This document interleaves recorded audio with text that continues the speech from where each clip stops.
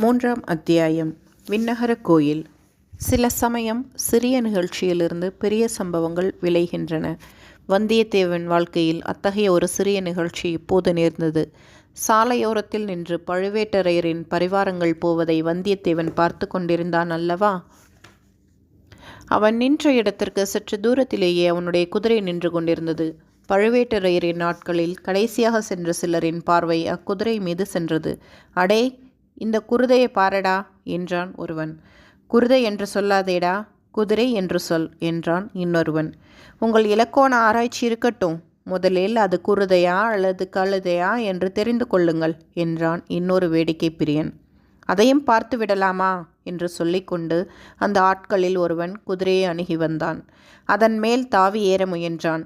ஏற பார்க்கிறவன் தன் எஜமானன் அல்ல என்பதை அந்த அறிவு கூர்மையுள்ள குதிரை தெரிந்து கொண்டது. அந்த வேற்று மனிதனை ஏற்றிக்கொள்ள மாட்டேன் என்று முரண்டு பிடித்தது. இது பொல்லாத குதிரையடா, இதன் பேரில் நான் ஏறக்கூடாதாம். பரம்பரையான அரச குலத்தவன்தான் அதன் மேல் ஏறலாமாம். அப்படியென்றால் தஞ்சாவூர் முத்தரையன் திரும்பி வந்துதான் இதன் மேல் ஏற வேண்டும் என்று அவன் சமத்காரமாக பேசியதை கேட்டு மற்ற வீரர்கள் நகைத்தார்கள். ஏனென்றால் தஞ்சாவூர் முத்தரையர் குலம் நசிந்து போய் 100 ஆண்டுகள் ஆகிவிட்டன. இப்போது சோழர்களின் புலிக்கொடி தஞ்சாவூரில் பறந்து கொண்டிருக்கிறது. தாண்டவராயா, உன்னை ஏற்றிக்கொள்ள மறுக்கும் குதிரை நிஜ குதிரை தானா என்று பார்த்துவிடு.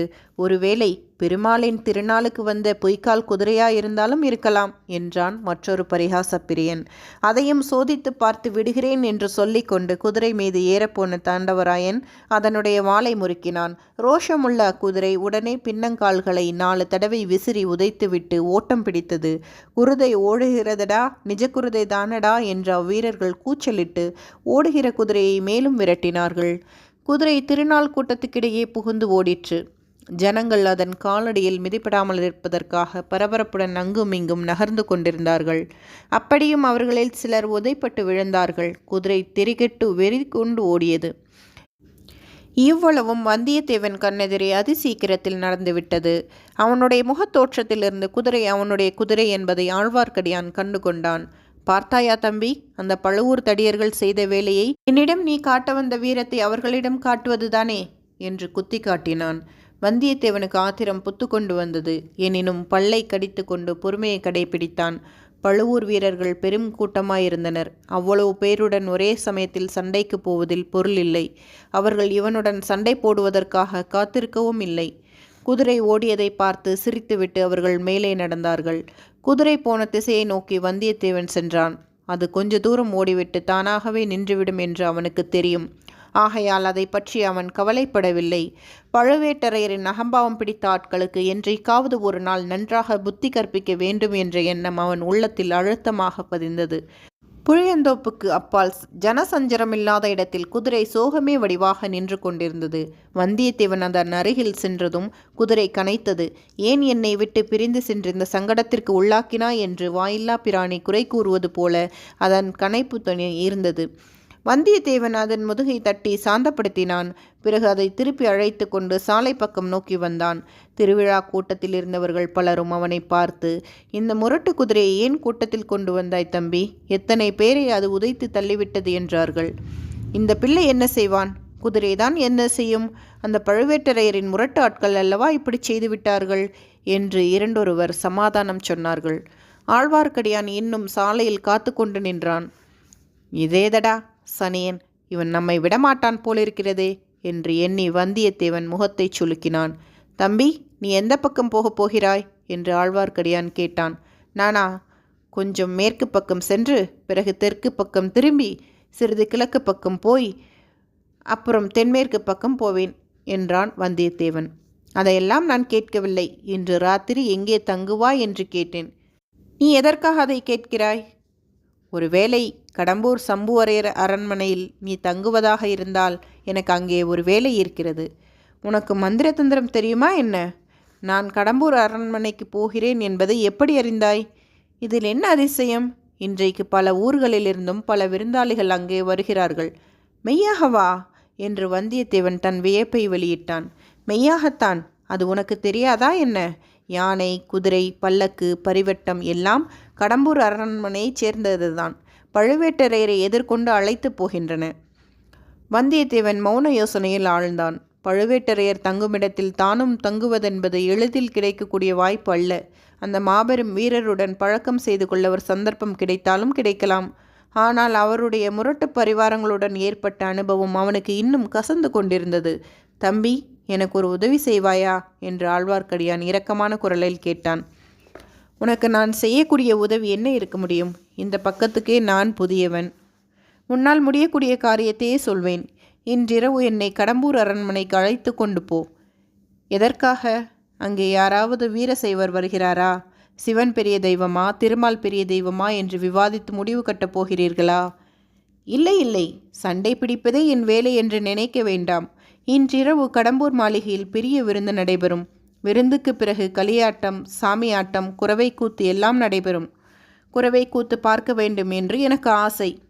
அப்படி இருந்தாலும் நான் உன்னை எப்படி அழைத்து கொண்டு போக முடியும்? என்னை உன் பணியாள் என்று சொன்னால் போகிறது.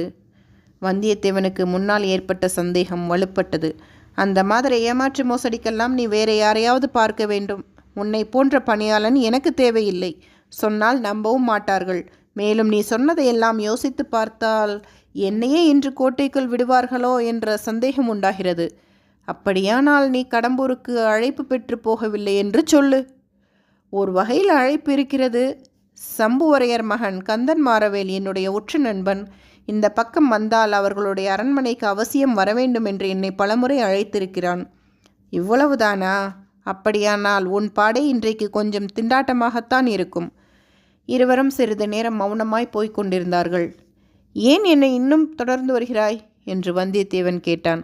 அந்த கேள்வியையே நானும் திருப்பி கேட்கலாம். நீ ஏன் என்னை தொடர்கிறாய்? உன் வழியே போவது தானே. வழி தெரியாத குற்றத்தினால்தான். நம்பி, நீ எங்கே போகிறாய்? ஒருவேளை கடம்பூருக்குத்தானா? இல்லை, நீதான் என்னை அங்கு அழைத்து போக முடியாது என்று சொல்லிவிட்டாயே. நான் விண்ணகர கோயிலுக்கு போகிறேன். வீரநாராயண பெருமாள் சந்நிதிக்குத்தானே? ஆம், நானும் அந்த ஆலயத்துக்கு வந்து பெருமாளை சேவிப்பதற்கு விரும்புகிறேன். ஒருவேளை விஷ்ணு ஆலயத்துக்கு நீ வரமாட்டாயோ என்று பார்த்தேன். இங்கே ஈஸ்வர முனிகள் என்ற பட்டர் பெருமாளுக்கு கைங்கரியம் செய்து வருகிறார். அவர் பெரிய மகான். நானும் கேள்விப்பட்டிருக்கிறேன். ஒரே கூட்டமாயிருக்கிறதே. கோயிலில் ஏதாவது விசேஷ உற்சவம் உண்டோ? ஆம், இன்று ஆண்டாள் திருநட்சத்திரம். ஆடி 18ஆம் பெருக்கோடு ஆண்டாளின் திருநட்சத்திரமும் சேர்ந்து கொண்டது. அதனால்தான் இவ்வளவு கோலாகலம். இதற்குள் வீரநாராயண பெருமாள் கோயிலை அவர்கள் நெருங்கி வந்து விட்டார்கள். விஜயாலய சோழனின் பேரனான முதற் பராந்தக சோழன், மதுரையும் ஈழமும் கொண்ட கோப்பரகேசரி என்ற பட்டம் பெற்றவன். சோழ பேரரசுக்கு அஸ்திவாரம் அமைத்தவன் அவனே. தில்லை சிற்றம்பலத்துக்கு அவன் பொன்கூரை வேய்ந்து சரித்திர புகழ் பெற்றவன். சோழ சிகாமணி, சூரசிகாமணி முதலிய பல விருது பெயர்களோடு வீரநாராயணன் எனும் சிறப்பு பெயரையும் அவன் கொண்டிருந்தான். பராந்தகனுடைய காலத்தில் வடக்கே இரட்டை மண்டலத்து ராஷ்டிரகூர மன்னர்கள் வலிமை பெற்று விளங்கினார்கள். மானியக்கேடத்திலிருந்து அவர்கள் படையெடுத்து வரக்கூடும் என்று பராந்தகன் எதிர்பார்த்தான். எனவே தனது முதற் புதல்வனாகிய இளவரசன் ராஜாதித்தனை ஒரு பெரிய சைன்யத்துடன் திருமுனைப்பாடி நாட்டில் இருக்கச் செய்தான். அந்த சைன்யத்தைச் சேர்ந்த லட்சக்கணக்கான வீரர்கள் வேலையின்றி சும்மா இருக்க நேர்ந்த காலத்தில் ராஜாதித்தன் ஒரு யோசனை செய்தான். குடிமக்களுக்கு உபயோகமான ஒரு பெரும் பணியை அவர்களை கொண்டு செய்விக்க எண்ணினான். வடகாவேரி என்று பக்தர்களாலும் கொள்ளிடம் என்று மற்றவர்களாலும் அழைக்கப்பட்ட பெருநதியின் வழியாக அளவில்லாத வெள்ள நீர் ஓடி வீணை கடலில் கலந்து கொண்டிருந்தது. அதில் ஒரு பகுதியை பயன்படுத்த எண்ணி தன் வசமிருந்த வீரர்களை கொண்டு கடல் போன்ற விசாலமான ஏரி ஒன்றை அமைத்தான். அதன் தன் அருமை தந்தையின் பெயரால் வீரநாராயண ஏரி என்று அழைத்தான். அதன் கரையில் வீரநாராயணபுரத்தை ஏற்படுத்தி அதில் ஒரு விண்ணகரையும் எடுத்தான். விஷ்ணு கிருஹம் என்பது அந்நாளில் விண்ணகரம் என்று தமிழாக்கப்பட்டு வழங்கிற்று. ஸ்ரீமத் நாராயணமூர்த்தி நீரில் பள்ளி கொண்டு நீர்மயமாக இருப்பவர் அல்லவா? எனவே ஏரிகளை காத்தருள்வதற்காக ஏரிக்கரையொட்டி ஸ்ரீமத் நாராயணமூர்த்திக்கு கோயில் எடுப்பது அக்காலத்து வழக்கம். படி வீரநாராயணபுர விண்ணகரத்தில் வீரநாராயண பெருமாளை கோயில் கொண்டு எழுந்தருளச் செய்தான். அத்தகைய பெருமாளின் கோயிலுக்குத்தான் இப்போது வந்தியத்தேவனும் ஆழ்வார்க்கடியானும் சென்றார்கள். சந்நிதிக்கு வந்து நின்றதும் ஆழ்வார்க்கடியான் பாட ஆரம்பித்தான். ஆண்டாளின் பாசுரங்கள் சிலவற்றை பாடிய பிறகு நம்மாழ்வாரின் தமிழ் வேதத்திலிருந்து சில பாசுரங்களை பாடினான். இவ்விதம் பாடி வந்தபோது ஆழ்வார்க்கடியானுடைய கண்களிலிருந்து கண்ணீர் பெருகி தாரை தாரையாய் அவன் கன்னத்தின் வழியாக வழிந்தோடியது. வந்தியத்தேவன் அப்பாடல்களை கவனமாகவே கேட்டு வந்தான். அவனுக்கு கண்ணீர் வராவிட்டாலும் உள்ளம் கசிந்துருகியது. ஆழ்வார்க்கடியானை பற்றி அவன் முன்னர் கொண்டிருந்த கருத்தும் மாறியது. இவன் பரம பக்தன் என்று எண்ணிக்கொண்டான். வந்தியத்தேவனைப் போலவே கவனமாக அப்பாசுரங்களை இன்னும் சிலரும் கேட்டார்கள். கோயில் முதலிமார்கள் கேட்டார்கள். அர்ச்சகர் ஈஸ்வர பட்டரும் கண்ணில் நீர்மல்க நின்று கேட்டார். அவருக்கு அருகில் நின்று கொண்டு அவருடைய இளம் புதல்வன் பால்மனம் மாறா பாலகன் ஒருவன் கேட்டிருந்தான்.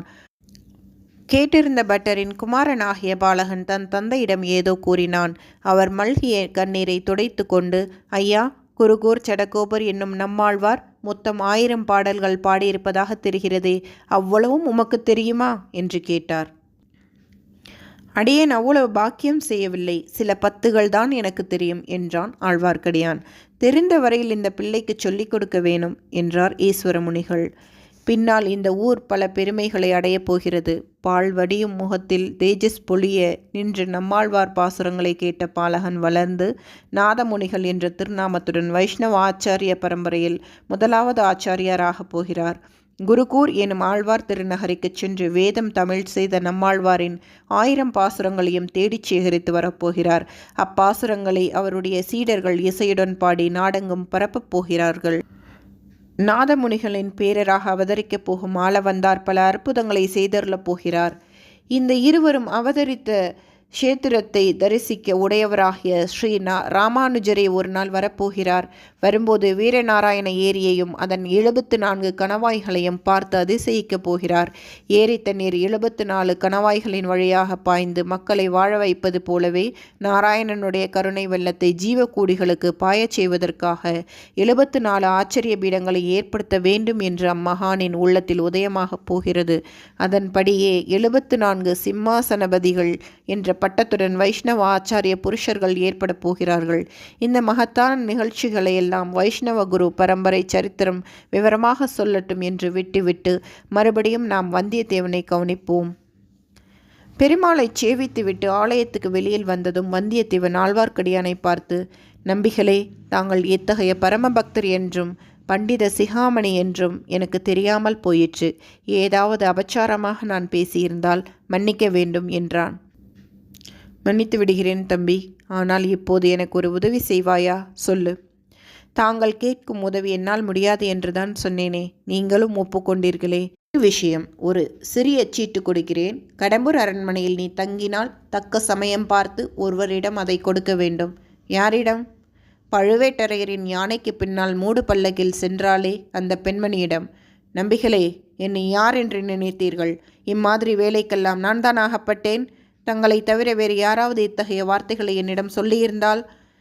தம்பி, படபடப்பு வேண்டாம். உன்னால் முடியாது என்றால் மகாராஜனாய் போய் வா. ஆனால் எனக்கு மட்டும் இந்த உதவி நீ செய்திருந்தால் ஏதாவது ஒரு சமயத்தில் உனக்கும் என் உதவி பயன்பட்டிருக்கும். பாதகமில்லை, போய் வா. வந்தியத்தேவன் பிறகு அங்கே ஒரு கணம் கூட நிற்கவில்லை. குதிரை மீது ஏறி விரைவாக விரட்டி கொண்டு கடம்பூரை நோக்கிச் சென்றான்.